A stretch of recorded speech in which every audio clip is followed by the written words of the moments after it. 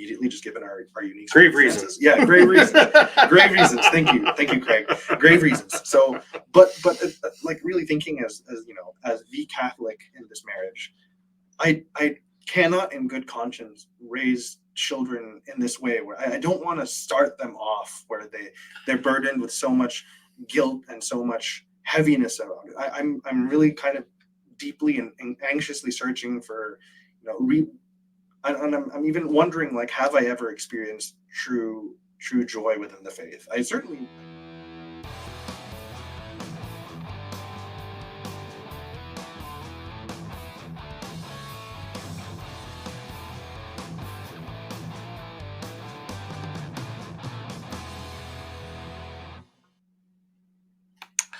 Welcome back, everyone. Craig and not Jonah today. I've got Midnight Philosopher here in studio. Greetings, everyone. Semi-disguised. You've been on the show before, right? Yeah, I think several months ago. I think it was back in March. If I'm trying to remember my Uncharted timeline, I think I discovered you guys on Twitter in January. I wound up on your channel behind some kind of virtual face. And then I found myself driving through middle of America to find the firehouse, the Uncharted firehouse. And here I am causing mayhem. How many podcasts out there can claim that kind of fan devotion? I don't think anyone can. I was radicalized pretty quickly. I don't think Christopher West can lay claim to that. So, try to keep up, Christopher. So, yeah, if anyone caught the live stream that this episode will come out on Sunday, whatever this coming Sunday is, like the 6th or something like that, 6th or 7th. Midnight joined us for a kind of a fun, lively live stream on contraception. So if you haven't checked that out, I'd encourage you to go do that. That was a lot of fun. We had the three of us here for a while. Jonah finally had to go back to his family.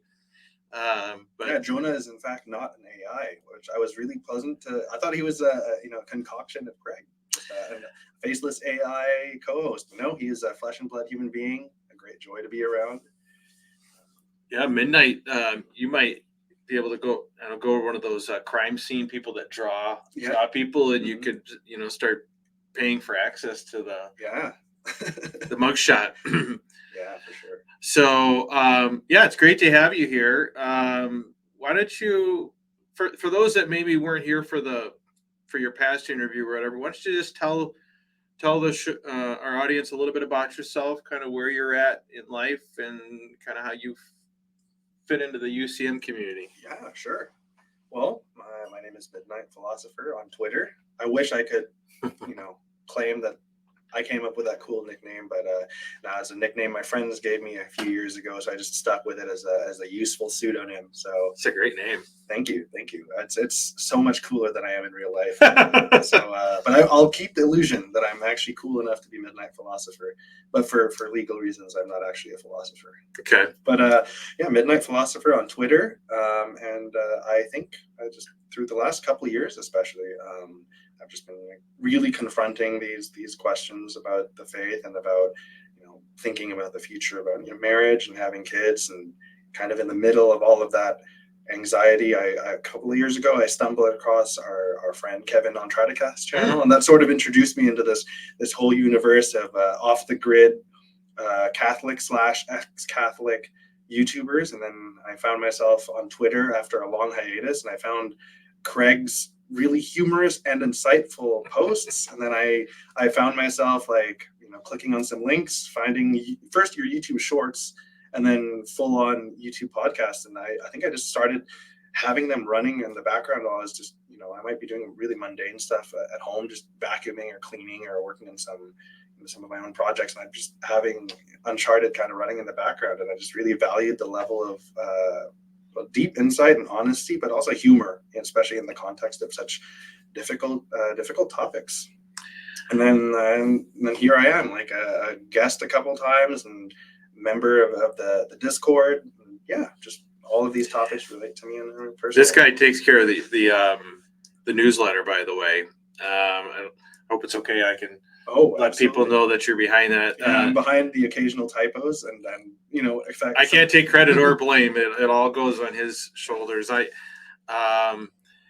that's been a great benefit. So for those that are not already on our newsletter list, you should definitely try and get on the newsletter list. There's if you go down to the description, either there'll be a link to the newsletter or just go to our link tree, and that'll let you get on our weekly newsletter. It's a lot of fun. I keep promising we're going to start doing bigger polls. Just making that happen is just hard, but the newsletter, I think, is something that you're going to really want to get on and stay tuned for. But I have been kind of doing it before that, and it just was intermittent. So I appreciate Midnight taking that over. So I don't think you already mentioned this, but so what's your state in life? Are you married, single, Right, kids? Yeah, so I'm married. Yeah, I'll try to give as much detail without getting too much into the privacy stuff. But yeah, I met my lovely wife about 8 years ago. We've been married for 2 years. Definitely from very, very different cultures, languages, backgrounds. So just a couple details that might be conversation starters. It's just we don't have kids yet, although we've started talking. Most of our relationship has been not occupying the same geographical region, so there's certainly that. It makes NFP easier. Yeah, it makes NFP a lot easier. So I used to give Craig a hard time, like, why are you whining about NFP so much? And then then I realized, yeah, it makes NFP so much easier. So we don't have kids yet. We've started talking a bit, and I get the other thing too is it's what's the word? It's an asymmetrical or unequally yoked marriage. She's not Catholic, but she's been very respectful. And it's just one of those things where that never really bothered me in the beginning. And if I'm honest, it doesn't. The only reason it kind of bothers me now is just the concern of my mom about the future and also just all of the hardliners who push extra ecclesiam nihil salus. I think about 10-ish years ago, even prior to meeting her, I think I'd sort of just reached a place of like, if you're really striving in the best way that you know how to pursue the good, the true, the beautiful, I don't understand why that should exclude you from salvation just because you don't quite have the same overarching story that you've wholeheartedly committed yourself to. But I think many human beings across the globe, we share very similar moral impulses, and we try to be good in the way that we know how to. So even though there's a little bit of that anxiety about the unequally yoked part, she's been really great. She comes to church occasionally, like especially Christmas and the bigger days, and occasionally on Sundays, and we'll do a Sunday brunch after church. And then even like the times I've been tempted to be a little bit of a lazy summer Catholic, or overseas abroad, and I wasn't exactly pushing to find a church, but she would find a church for me to go to on Sundays. And even her parents have been really kind. Like they were really concerned about me finding a church. They offered to drive me. There was actually one time I was walking to church while on vacation, and I was happy. It was a nice summer day, and then her parents happened to be running errands that morning, and then I just saw a car across the street stop, and they honked, and then they got my attention. They put me in the van and drove me to church. So it's just they've been really great about kind of bridging that gap between cultures and between faiths and non-faiths. And they're not even Christian, right? No, they're not. They're culturally Buddhist. Right. And sounds like she is pretty. It sounds like she must be pretty sensitive and hospitable to you and your faith, and even some of your struggles that you're having. Yeah, she's been very hospitable and very understanding. I sometimes vent to her about. I kind of pace myself. I vent to her at a pace and in terms that she would understand. I don't want to kind of lay it on thick with the guilt. Yeah, because I guess I feel like it's this weird thing where I'm trying to be.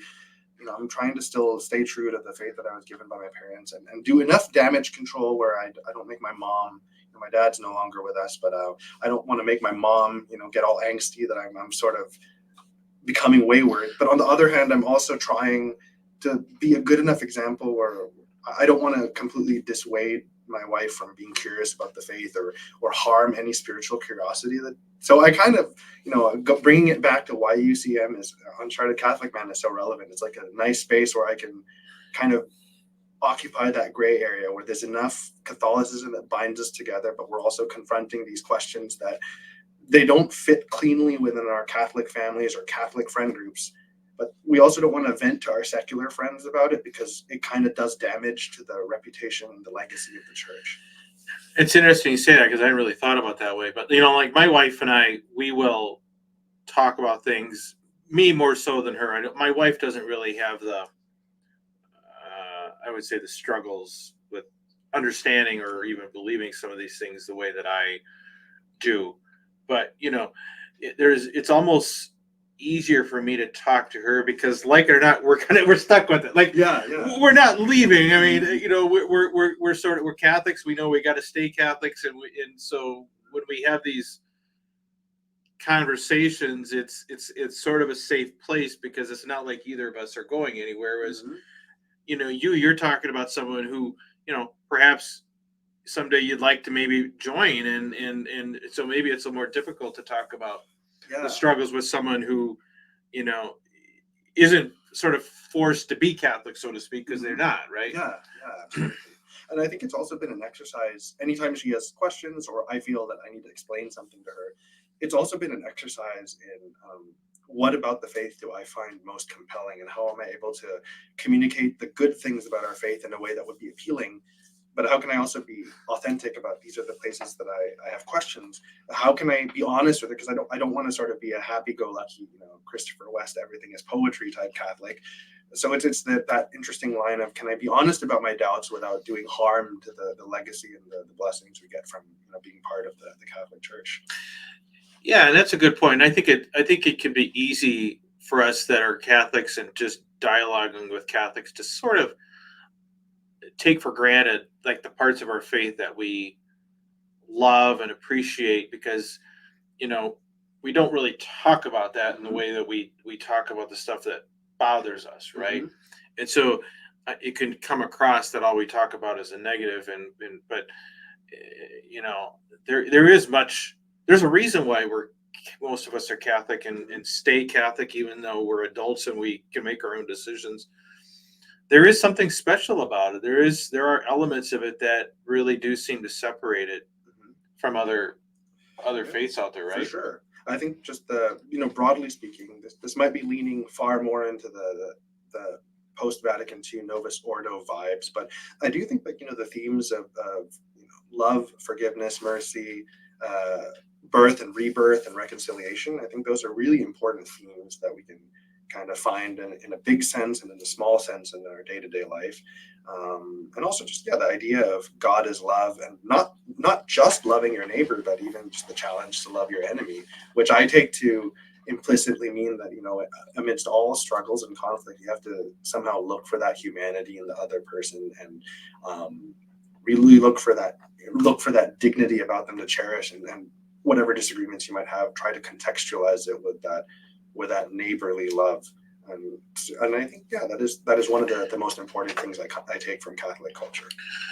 Well, and I think for me too, in addition to that, as much as I want to say complain, if you will, or make a lot of observations about the rules, so to speak, it is also one of the things that I love the most about our faith, that there is some clear, there's a lot of stuff that I don't have to figure out on my own. Like anytime I even imagine that, let's say I was just a non-Catholic Christian or whatever, and I'm not an expert on other religions, but my perception is a lot of it is much more up to the individual, which part of that sounds appealing. I mean, there's times as Catholics that's something that sounds appealing, but it's also kind of frightening that we're kind of left with all these things that we got to figure out, and without any real way of being confident that we're getting it right. For sure. Yeah. I think setting aside the bigger kind of philosophical and theological abstractions for a second, and maybe for the time being kind of setting aside notions of the afterlife, just on a practical level, I think the function of religion to bring a community together and to act as this library of wisdom through the centuries, but even like let's kind of set aside all the hardliner theology and the rad trads for a second. I think there's really great value in, we don't have to reinvent the wheel for all of these challenges that we face in life, and at the very least gives us this body of tradition that we can consult even if we might not agree with all of the finer points with every single little issue, I think there's great value that there's this body of wisdom through the ages that you can consult, and it's all of these stories, these metaphors, these parables, these reflections that sort of bring a community together at least every week and every holy day. More if you have a particularly active church community, and then you have all of these community events, these community efforts, whether it's like the pro-life marches or the St. Vincent de Paul Society to sort of help those that are facing economic challenges. And I think just the mechanism of the community and the shared values is really, really, really important. And I think it is a huge crisis, the decline of religion, at least from that functional standpoint, where there really isn't much of a mechanism that can unite a community in quite the same way. I sometimes wonder if, I deal with this sort of in the context of like business and training employees and staff. Like, you got to give them some direction, right? Like, you can't just have them walk in and let them just figure it out. Like, you got to give them some direction. And so you start to give direction, you start giving instructions. And then there comes a point where you're starting to give so much detail and instructions that it's no longer helpful. Like, instead of giving them a 1-page, here's the key functions of the job, and here's what you need to worry about. Here's 20 pages of fine print of every possible scenario, and it must be done this way. That doesn't really help. That's not very effective, right? And it seems like in some respects, the faith can become like that, where, yes, I mean, we don't want to be without any standards, but at some point, you have to leave some of it. It seems like we'd be better off leaving some of it up to circumstance and whatever, without feeling like we got to have an answer to every possible problem, every scenario or whatever that seems to me to be common in the church, especially I would say among traditionalists. Yeah, I think for sure. I think there's this temptation to be sort of totalitizing about it. Like, there's an answer for everything, but there's almost there's as many different types of conundrums in this life as there are human beings that have ever been born. It's just every person and every different combination of people, whether it's a combination of friends, family, married couples. It's just there's a whole unique kind of array of issues and difficulties and challenges and paradoxes. And even within persons, I think of myself now, my age, my state in life. I'm very much a different person than I was when I was 20 years old, getting ready to get married or newly married. Like, it changes even within the context of a human person over time as you do get older and life happens and all that. And so that's where I think, there's got to be that fine balance between having standards, having a guidebook, yet also having room for human individuals and human creativity and human circumstance. That I think that's where religion, they're always trying to find that balance, having enough but not too much. I think is the struggle. Yeah. It's kind of like if we could think of, what if we thought of religion almost like Google Maps or Apple Maps, where you might take a few wrong turns, but it always autocorrects. There's if you keep your eye on the prize, so to speak, if you're looking at your ideals, if you're looking at the kingdom of heaven, to put it in our Catholic language, you're always going for that. But things in life might force you to take a detour, or you might make the assessment that taking a certain detour is preferable at that moment. But as long as you're heading in generally the same direction, and if you take a really bad turn, then you kind of you acknowledge, you go to confession, or you make an honest self-assessment, and you're like, that wasn't the right call, and then keep moving forward. I think it would be really nice to have that sort of optimism in your faith journey. Yeah, I mean, it seems like ideally the faith would be a helpful guide in getting us to our ultimate destination, as opposed to this elaborate structure that we just come to like fear, right? Like, we act more out of fear than please help guide me where I want to be. Yeah, for sure. I think that there's definitely a lot of, I know that I the more the more I sort of look into sort of the rad trads versus the Novus Ordo, and sort of the impact of the Second Vatican Council, I really do. I sort of, on the one hand, I'm sympathetic to the rad trads, in the sense that if that really is how they grew up, especially for the older rad trads, the one that were really from the previous generation, how jarring Vatican II must have been for them. So I am sympathetic to how much of a shift it was, but I'm also very sympathetic to Vatican II and the Novus Ordo, that, given what our rad trad brothers and sisters kind of go through, or the rigidity they've sort of embraced, I kind of appreciate how important that shift was, and all those conversations kind of brought on, just to sort of reevaluate, like, how sustainable is this way of living, and also, does it really help if the goal is to spread the gospel. And I don't mean to reduce it to like a marketing scheme, but really, if I don't think that the rad trads are going to inspire new converts the way they approach various issues. Of course, the big one for Uncharted being marriage and sexuality and reproduction, or procreation, but just everything, just even like religious exclusivism, and all, a lot of these people that are kind of popping up on the internet calling for monarchy, and all of the stuff. It's such a rigid and insular view, and it really doesn't do any favors for the gospel message in terms of inspiring a genuine curiosity from people that are outsiders. Yeah, it seems so reactionary to a problem that it just goes so far in the opposite direction.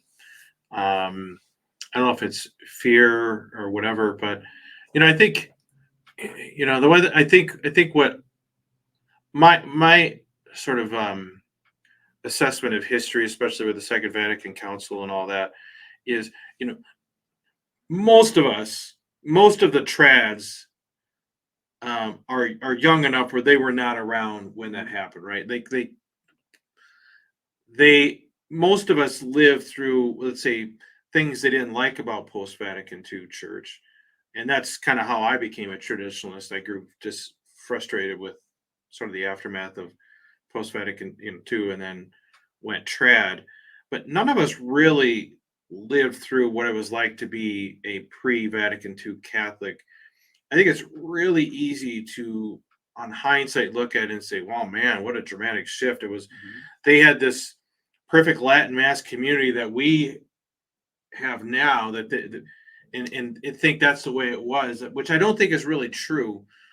I mean, it seems to me people were glad as heck, kind of like we talked about on the live stream. They were glad as heck to have a chance to use birth control, right? I think most Catholics were glad as heck not to be living under all of the traditionalism, and jumped at the chance, for better or for worse, to go for changes. That's why they started ripping all of the altars and stuff like that. I don't think those were all horrible people. They were just like, finally kind of thing. It's like the dam broke loose, and then all of this. I think the fact that there was such a stark change is more indicative of we waited too long to make changes that should have happened. I think what happened needed to happen, but maybe over more time than the way that it did. Like, I think it seems to me we allow these problems to go unaddressed for too long, and then any kind of recalibration that came from Vatican II just seems so stark, compared to what it was. I think is a more accurate sort of look at how it happened, and the idea that, if we hadn't changed the Mass and everything would have stayed the same. I don't think that's same way. Like, people like to say that all the sexual morality is only because we got birth control. I think birth control is more of a symptom of culture changing more than it is a cause of cultural change. Like, people we're going to do something one way or another, and I think a lot of people probably were going to leave the faith or the active practice of the faith, whether the Latin Mass ever changed or not. Like, I think it's taking too much of a black and white view of history to kind of say, well, if we just left it the way it was, everything would be great. I don't think it would have. I don't think that's the way it would have worked out. For sure. I think there's definitely a lot of sort of rose-colored glasses happening among the rad treds when they look at history. Yeah. There were definitely some problems to be solved. And there was a segment I remember on, I can't remember the guy's first name, but Dr. Declue, I think he was on Pints of Aquinas with Matt Fradd, and he was talking about how even before the Second Vatican Council, there was a lot of this sort of cultural Catholicism. You go through the sacraments in a particular order because it's just like, maybe you're from a big Italian family and that's just what everybody does, or you're from a big Irish family, but there wasn't necessarily this sort of it wasn't like the way it is today. Like the level of access we have to all of this information, it's like EWTN and Catholic Answers and Theology of the Body Institute, all of this stuff that you can constantly self-educate. So there's this feeling of there's less of an excuse for you to be ignorant about the minor details of your faith. So maybe the burden of being a well-catechized Catholic is higher than ever, just because there's less of an excuse. There's all of these different YouTube channels, these books and stuff. But back then, maybe when the transfer of information being much slower, I think maybe there was a more easygoing culture Catholic attitude within even the Latinized communities. Well, and I think too, because it was so much more pervasive, it was still so much more of the culture. Mm-hmm. There was all kinds of churches, all kinds of priests, Catholic schools, and all that. I mean, I think whether you like to admit it or not, because we have these rules and expectations, and you must go to Mass on Sunday, you must do all the things, it's very easy to walk through life as a Catholic without really thinking too much about it and caring. Like you can just kind of follow the crowd, and you can walk all the Catholic stuff without really having a deep internal commitment to it. And I suspect that back then there was just a lot of Catholics that it was easy to just kind of keep moving in the right direction because it was all reinforced around you. Not necessarily that everyone was that much more pious back then.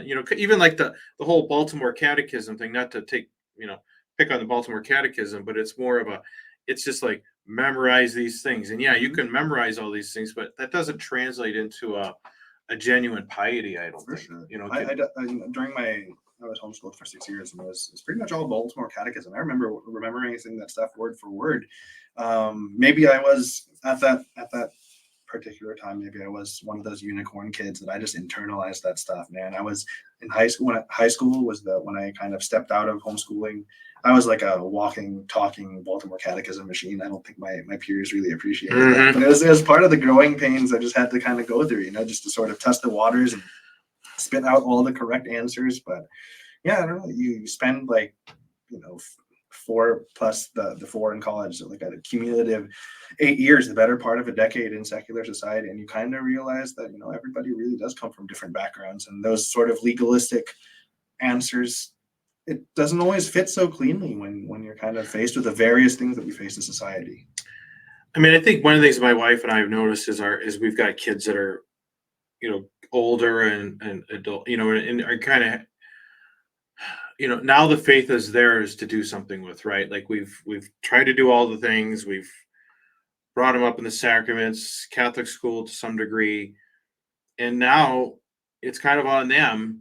And you can see where they go through this position where they have to decide for themselves: is this something that's important to me or not? I tend to think in the past, I would say there was a lot more social pressure to remain a Catholic or practicing Catholic. I think stopping that would have been much more stigmatized than it is now, right? For sure. And I think it also affected your position in society. I do a lot of work in the music world, and even thinking of classical music history, there's a lot of, in Europe, a lot of the big time musicians were Jewish, but they would convert to some form of Christianity or even Catholicism because that's the only way they would get like a conductor position, because it sort of elevated your status within a society if you were a particular type of Christian, just because that's what everybody was. And so there's always this hiring bias, like, oh, we share the same values or the same culture, so that's gonna kind of help your prospect as you're trying to build yourself up as a professional. Yeah, I think that's true, and I think it's helpful to remember that as people kind of bemoan the fact that the recidivism rate of Catholics now versus back then. I mean, I'm not saying we don't worry about it, but I don't know that I think a lot of that can be attributed to the fact that it's no longer necessary that people remain Catholic, and it's more socially acceptable for people. And I think back then, I would expect a lot of people probably had the same types of intellectual crises, or whatever you want to call it, crisis of faith that people have now, but it was much more normal for them to just stay Catholics in the midst of that than now to be like, why would I keep doing this if I have fundamental problems with believing it? Sure. So that at the end of the day, I think what that means is this. I think the rules, the structure we have as Catholics are good and provide an important purpose, and I think are one of the special things that separate us from non-Catholic faiths, right? But that only takes you so far, and at some point the faith has to become something that you not just do, but you love and you believe in, or try to, you want for yourself. And that's not something that you can just force on people, or people could just even force upon themselves, right? Like you can't just commit yourself or convince yourself to have the faith that you don't have, right?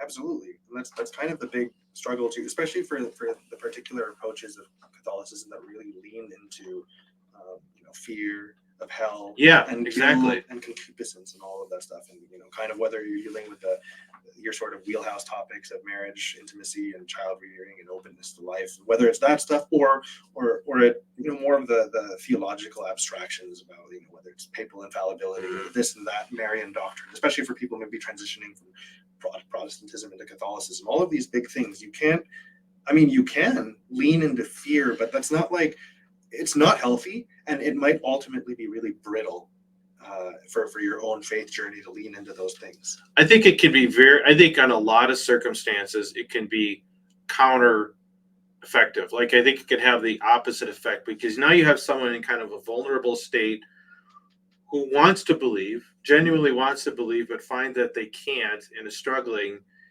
And now you are going, in the midst of that, you're going to just throw threat and fear and fear. Like, okay, I'm not doubting because I want to. Like, I wish I could believe, let's say, but I am struggling here, and then to say either accept or get out, we're like, I guess I have to get out. Like, right, like that is, I think, is we show people the exit too often as a threat, and people are like, okay, I guess I'll go. I guess I'm leaving then. For sure. Because I think it's just at a fundamental human level, we can only endure so much inauthenticity.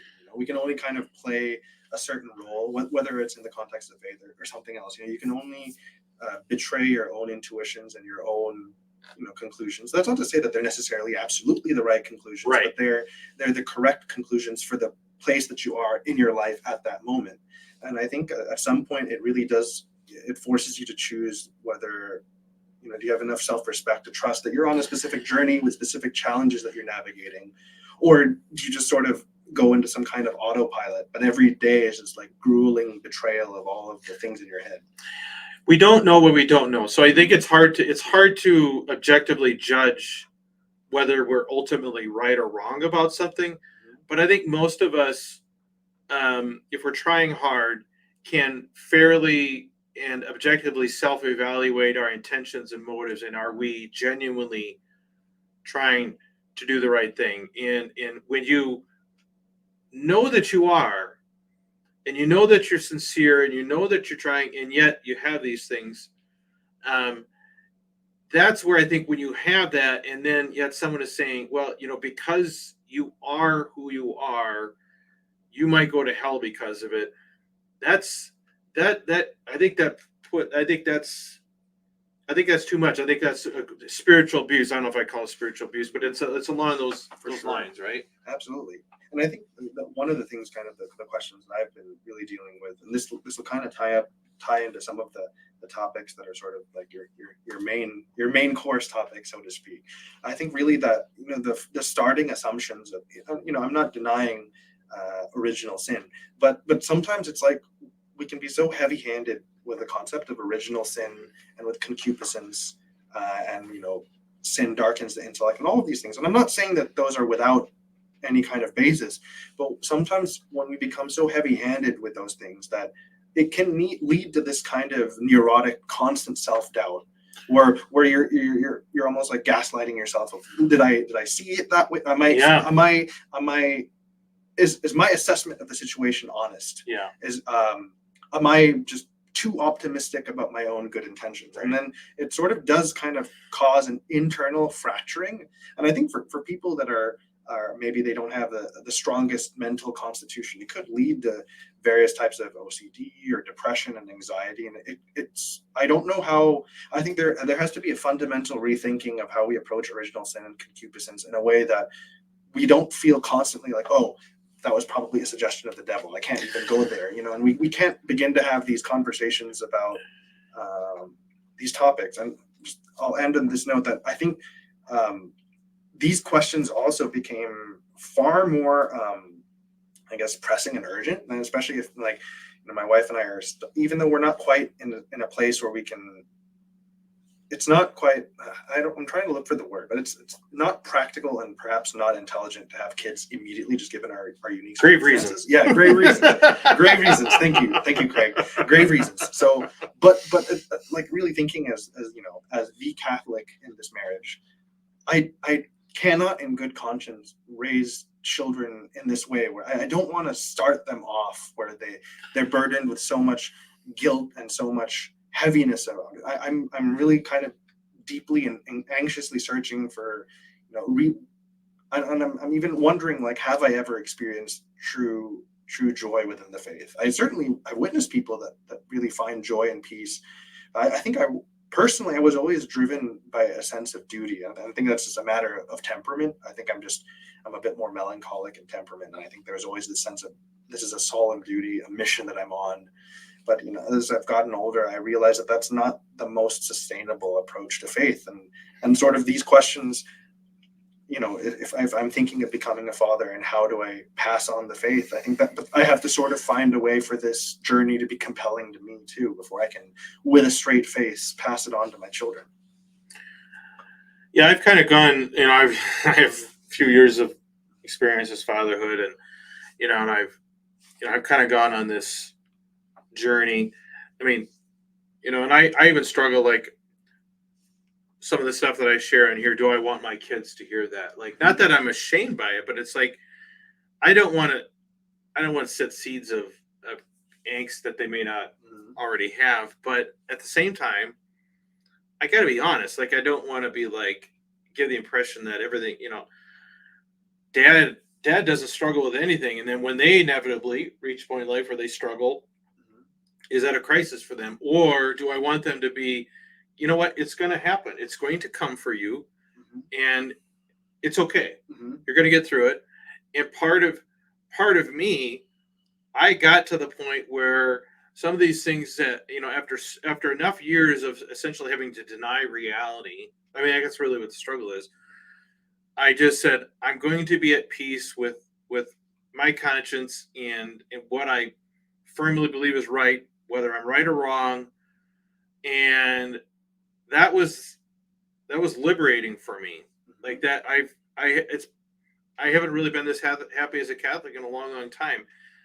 In part because I just had to, like you say, I had to kind of trust myself a little bit, trust my conscience, trust the sincerity of my beliefs, even over what others might say you have to do or have to believe. And I don't know. I mean, is the fact that I feel joy and enjoyment of my faith again, is that a sign of the devil? Yeah, like that's the kind of crap that happens to you, right? It really is. There's always the suspicion of like, well, things can't possibly be this easy. Yeah, right? it's too good. Yeah. Narrow is the gate, right? Right. So maybe you're enjoying the wide gate a little too much, Craig. that is a really legitimately difficult thing to navigate in Catholic culture. Is sometimes we are raised in a way where suffering should be the default setting, and we get a little suspicious when things are too comfortable. It's like that moment in a horror movie where everything's too, you're waiting for a jump scare to happen, you know? Right. Yeah. I don't know what to do. Like I am who I am now because I went through a lot of turmoil and suffering, and still do to some degree. But so I don't know if I avoided all that, if I would be what I still like the person that I am. So there is there is merit in suffering, but at the same time, I feel fortunate that I kind of got through this storm in a position where I feel very confident in my Catholic faith, despite some of these things, and I'm fairly confident most of the time in passing it on to my children, right? Mm-hmm. But I know plenty of other people that on that same journey find themselves not practicing, not raising the children of faith, and I feel bad for them because I don't think they're bad people. I think they kind of went through the same circumstances, and for one reason or another, weren't able to get through the storm. Mm-hmm. And so that's where I think we need to understand that more people are going to go through these kinds of struggles at some point on your faith journey, and that it's normal and okay, and the church, our faith, ought to be flexible enough to be able to handle that and be able to heal from that. Yeah, absolutely. But it is that I think this push and pull right now where we're having between like that flexibility and rigidity. Mm-hmm. I think I sometimes like to think of the switch in the Vatican Council. It was almost like the church has hit puberty, and we're now hitting our awkward teenage years where there's a crisis of identity happening within the church. And I think it is tough, and we've hemorrhaged a lot of members in recent decades for sure. And this, I mean, it's a whole other can of worms, but we're not even touching on like the abuse crisis, because that's a whole other animal to deal with in terms of losing members in the church. But I think this crisis of identity between navigating like the rather rigid leaning traditions that we've had, but also kind of the new world whereas we're more multicultural than ever in terms of just our demographics have shifted. Information travels so fast, and we're sort of not just confronted with our own realities day to day, but we're given more tools to empathize with the different challenges that other people face. And I think that makes it's a much larger world, and our understanding of the world is kind of progressing faster, and maybe the faith that we grew up with is struggling to keep up with the shifting complexity that we live in. I would say I actually feel more optimistic now than I did when I was 20 years old. Like I think I've seen a definite change where I think I was kind of hopeless there for a while, not about my faith, but about the state of the church. Mm-hmm. But now, when I go to churches, most churches have kind of brought back some of the more traditional or reverent things in mass and stuff like that, and I think more people are open to NFP, and I think people are having more kids than they did, let's say, in the 90s and stuff like that. And so I actually feel kind of optimistic about where we are now relative to 20 years ago. That I know kind of gives me some hope, and I think this is part of that. I mean, I think there is nothing's perfect, and there's still reason to be concerned and all that. But I think there's also plenty of reasons to be optimistic. And with the internet sharing of information, and the fact that we can have these kinds of conversations, is amazing, right? Yeah, absolutely. Just the building of community, like the Uncharted community and the Discord and stuff. It's just it's so healing, but also hopefully it's an ingredient in terms of moving things forward. Maybe renewing the faith and finding new strength and finding new ways to handle difficult topics within the church, but also how do we engage in meaningful dialogue with people that are not part of the faith? Maybe they're curious about the faith, maybe they have no ideas about the faith, but we have to find a way to sort of share what we have with them in a way that's productive and respectful and meaningful for all involved. And that I think is especially, having where I am now, where I have a certain level of peace. I think I feel much more apt to want to share the faith with non-Catholics than I would have 5 years ago when I hated all of it. I hated myself. And so, I think it's something that the church should really take a look at and allow those of us who are Catholic to find that peace, find that joy in the faith in a way that we can more easily share it with the world, because that, like you said, that is ultimately what's going to attract other people to the faith, not all the doom and gloom, I think. Yeah. I know some people really just like the demonology, Father Burger stuff. Maybe they just have that Halloween temperament. Yeah, maybe some people need that. I don't know. Yeah. I can't go a day without picking on Father Rip. Yeah, that's right. Yeah. Right. Yeah. What can I say? But yeah, I think it is joy that really attracts people in the long term. Across anything, not just in religion. Like what draws you to a specific profession or specific calling or vocation in life, or it is finding joy and finding meaning, not threats of exclusion or punishment. Those are very short term solutions in terms of getting someone to course correct, so to speak. Amen. All right. Well, I should probably get wrapped up and get you. You have some driving to do, so I really enjoyed this conversation. Yeah, it was really a lot of fun. Thanks for having me, Craig. It's I think I was telling Craig before this started that visiting the Uncharted studios, the anxious, scrupulous Catholic versions, scrupulous Catholics version of going to Disneyland and meeting your favorite heroes. You're the first person to be in here. I'm so honored. Hopefully the first of at least many over the years. We're planning for the long haul of Uncharted Catholic. It'd be nice if it would get large enough that we can, be a little more open about it. I'd love to be more. I'd love to be able to share this with people in my real life. I hope that the movement can grow enough that makes sense. Yeah. But it sure is nice to get to know some of you enough that we can, know each other on a personal level and get to know each other. So, all right. Well, thank you, Midnight. That was a lot of fun. I hope you guys enjoyed that episode. A little different than what we're used to, but I think that was a good episode. I think people are going to enjoy that one. So we'll have to have you on again, although it'll probably be virtual next time. Yeah, just let me know. I'm happy to just keep me in the loop. I'm happy to step in as a co-host or a guest whenever you need me to fill in some gaps, man. It's exciting stuff, and it's therapeutic for me too. So.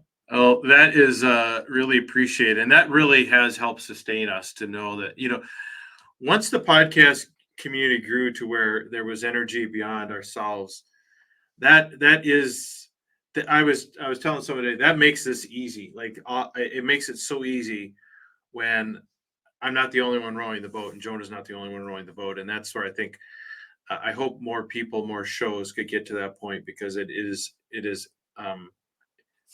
enlivening. I don't know if that's a word. It's invigorating to have a community around us, people like you. So I'm really glad you showed up. Thank you for all your contributions to the community. For sure. So, okay. Well, let me see if I can get my mouse over here. All right, went to sleep.